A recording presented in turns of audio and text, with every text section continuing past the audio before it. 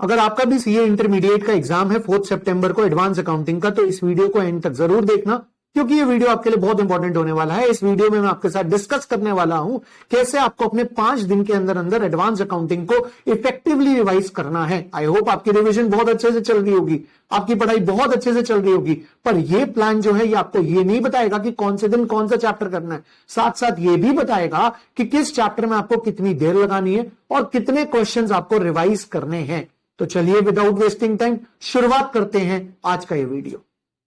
तो गाइज ये है आपका सीए इंटरमीडिएट का सितंबर 2025 का एक रिवीजन प्लान। इस रिवीजन प्लान को बनाते समय मैंने ये अज्यूम किया है कि आप मुझे 12 से 13 घंटे सेल्फ स्टडी के निकाल कर दोगे।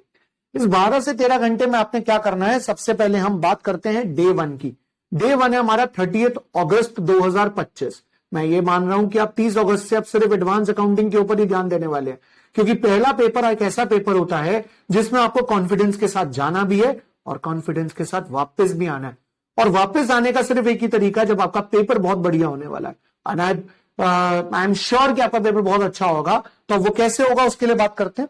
सबसे पहले डे 1 में 30 अगस्त को आपने internal reconstruction, cash flow statement, buyback, AS 12 और 13 ये रिवाइज करना है। अब कैसे रिवाइज करना है, मैंने आपको एक लिस्ट ऑफ इंपॉर्टेंट क्वेश्चंस दे रखी है। जैसे इंटरनल रिकंस्ट्रक्शन के मैंने आपको 5 क्वेश्चंस दिए हैं। अब 5 क्वेश्चन में मैं मान के चलता हूं कि इंटरनल रिकंस्ट्रक्शन का एक क्वेश्चन लगभग 20 से 25 मिनट लेता है। तो 20 से 25 मिनट अगर एक इंटरनल रिकंस्ट्रक्शन का क्वेश्चन लेगा तो उसमें आपको लेट्स से 20 मिनट लगा के चलता हूं, तो 20 इंटू 5 होते हैं हमारे कल लगभग 100 मिनट, राइट। 100 मिनट का मतलब ये हो गया हम 1.5 घंटा हम ये मान के चल रहे हैं कि हम क्वेश्चंस की प्रैक्टिस करेंगे। अब मैंने यहाँ पे इंटरनल रिकंस्ट्रक्शन को 3 घंटे दिए। 3 घंटे क्यों दिए? सबसे पहले आप इंटरनल रिकंस्ट्रक्शन को अपनी कॉन्सेप्ट बुक से रिवाइज करोगे।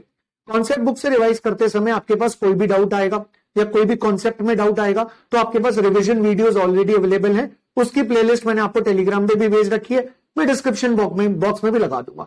कॉन्सेप्ट बुक से उसको रिवाइज करने के बाद, पूरा चैप्टर कॉन्सेप्ट बुक से रिवाइज करने के बाद देन आप ये इंपॉर्टेंट क्वेश्चंस की जो लिस्ट है, इन इंपॉर्टेंट क्वेश्चंस को स्टार्ट करोगे।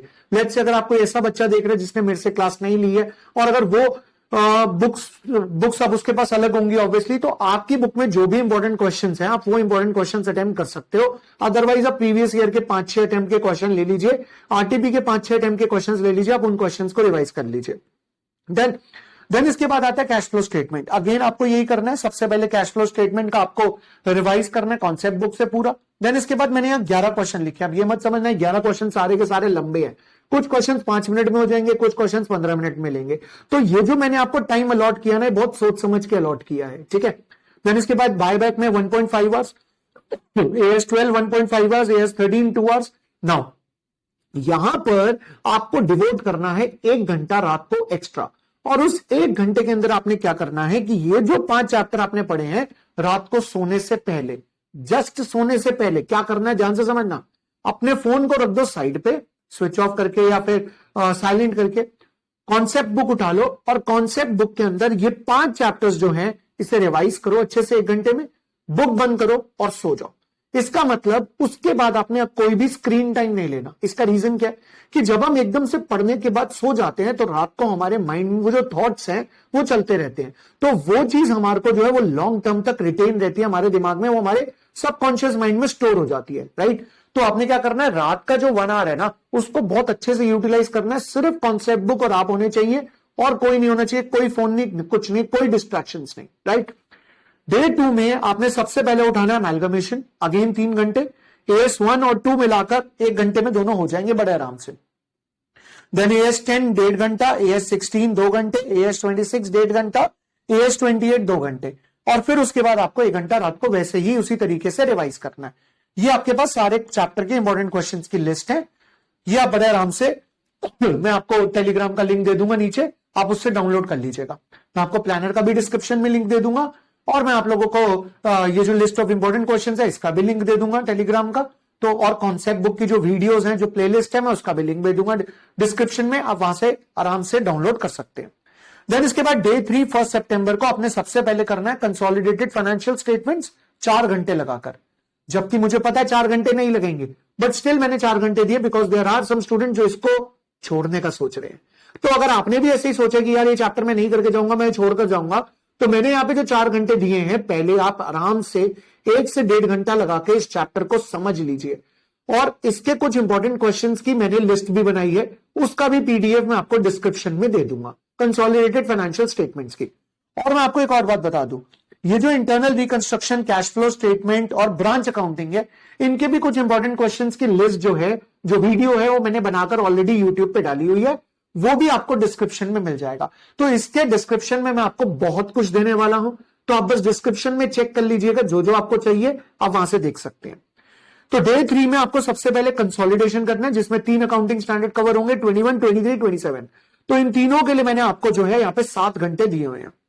देन 2 घंटे आपको लगाने हैं AS 15 में और 2 घंटे लगाने हैं आपको AS 20 में। अगेन रात को 1 घंटे में आपको रिविजन करना है। देन इसके बाद 2 सितंबर को, यानी कि आपका चौथा दिन, ब्रांच अकाउंटिंग 4 घंटे। अब ब्रांच अकाउंटिंग, कई बच्चे ये सोचते हैं कि यार लास्ट क्वेश्चन है, मैं उसे चॉइस में छोड़ाऊंगा तो मैं ब्रांच अकाउंटिंग छोड़ के चला जाता हूं। पर कई बार क्या होता है कि लास्ट क्वेश्चन के जो पहले 2 पार्ट होते हैं ना, वो बहुत आसान होते हैं, और ब्रांच अकाउंटिंग का भी जो क्वेश्चन आया होता है वो आसान होता है। तो अगर आपने भी ऐसा ही थॉट लिया था तो एटलीस्ट इंपॉर्टेंट क्वेश्चंस तो आप जरूर करके जाइए, छोड़ने का मत सोचिए उसको।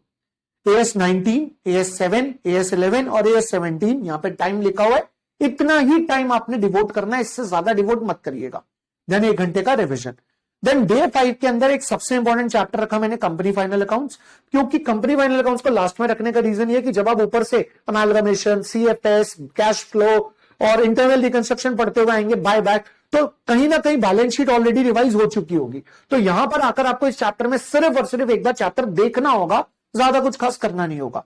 इसके बाद ये जितने भी चैप्टर हैं, ये थियोरिटिकल चैप्टर्स हैं, इसमें से सिर्फ एक AS 22 जो है वो प्रैक्टिकल है, बाकी सब थियोरिटिकल चैप्टर्स हैं।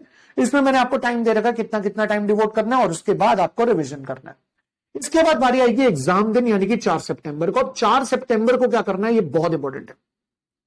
जब आप अपने सारे चैप्टर्स कर रहे होगे और ये सारे इंपॉर्टेंट क्वेश्चंस कर रहे होगे, तो आपने जितने भी इंपॉर्टेंट चैप्टर्स है ना, जैसे कि ब्रांच हो गया, बायबैक हो गया, कंसोलिडेटेड हो गया, जितने भी इंपॉर्टेंट चैप्टर्स हैं, उन इंपॉर्टेंट चैप्टर्स में से आपने हर चैप्टर में 1 या 2 क्वेश्चंस को स्टार मार्क करना है और उसका एक जगह पर पेज नंबर लिखते जाइएगा।